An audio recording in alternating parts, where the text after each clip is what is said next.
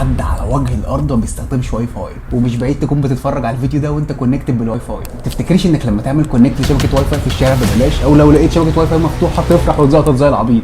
لا يا حبيبي، خلي بالك عشان ده فخ كبير قوي، وممكن يكون سبب في تسريب كل بياناتك من على التليفون بما فيهم صورك وفيديوهاتك. ومحدش يخترقك على فكره ولا عمل لك هاك، كله بكيفك وبرضاك، وانت اللي جاي لحد عندي تديني كل بياناتك على معلقه من دهب. فبص بقى، لو لازم الامر واضطريت تكونكت على شبكه واي فاي مفتوحه، اعمل اللي هقول لك عليه بالظبط لو كنت اندرويد او ايفون.